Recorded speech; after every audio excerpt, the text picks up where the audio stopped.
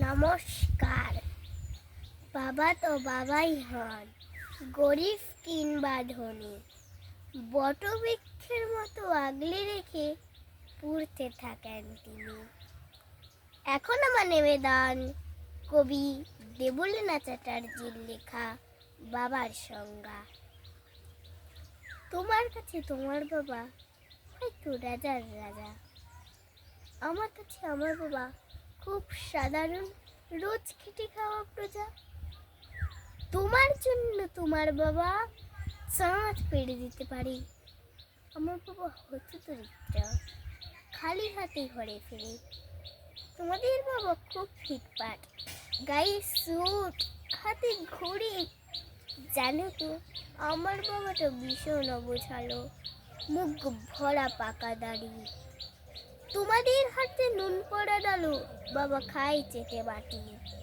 আমি তো দারুণ রান্না করি, তবু বাবা বলে মোটামুটি।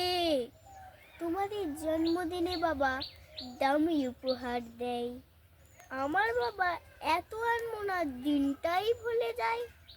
তোমাদের বাবা হাত ধরিয়ে রাস্তা করায় পার, আমার বাবা নিজেই পারে না, আমি হাত ধরি তার।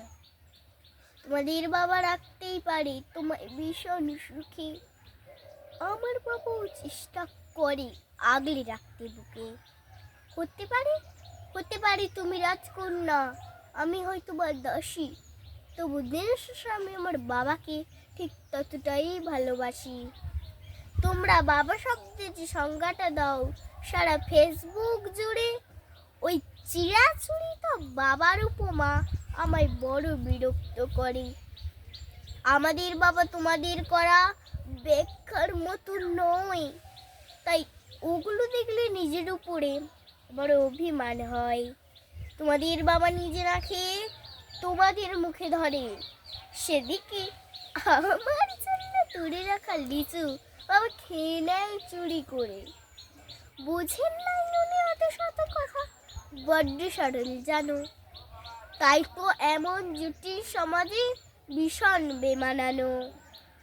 শাসন যদিও করে না তেমন, তবে হ্যাঁ খুব ধরে। অথচ বন্ধু মহলে আমার পিছনে আমায় তারিফ করে। আমি নিজেও ওনাকে বকাঝকা করি, ভুল করলে আকস্মাত।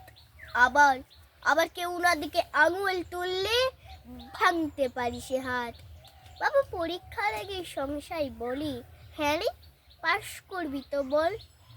রেজাল্ট বেরোলে ভালো ফল হলে তার তো চোখেই জল। কিছুই করি না তবু আমায় সারাদিন ধরে বকে, কিন্তু যখন সবাই বিরু ঠিক তখনই আমারই পাশে থাকে। যে বলি খালি আমার দ্বারা কিছুই হবে না নাকি, তাকেই আমার সকলে আমি ডামা বাজাতে দেখি। সবচেয়ে বেশি অশান্তি করে যেই লোকটির সাথে আমার বিয়ের পাকা কথা হলে সেই হাউ মাউ করে কাঁদি। অথচ যখন জিজ্ঞেস করি পারবে থাকতে ছেড়ে, উত্তরে বলে বিদায় হতো আমি বাঁচবো হাত পা ছেড়ে।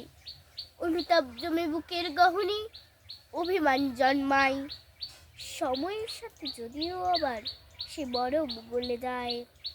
এই পৃথিবীতে সময়ের সাথে কত পরিচয় হয়, হিসেব করে দেখেছি কেউই বাবার মতো নয়।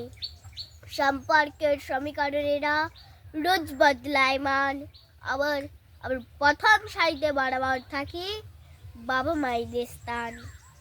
ঝগড়া ঝামেলা অভিমান এসব এত কিছু হওয়ার পরও আমার একটা বিষয় ওনার প্রতি দুর্বল করে বড়। আমাকে আমার প্রিয় মানুষরা এত নামে ডাকলেও বাবার মতো মা আমার বলে কই ডাকে না তো কেউ। নমস্কার।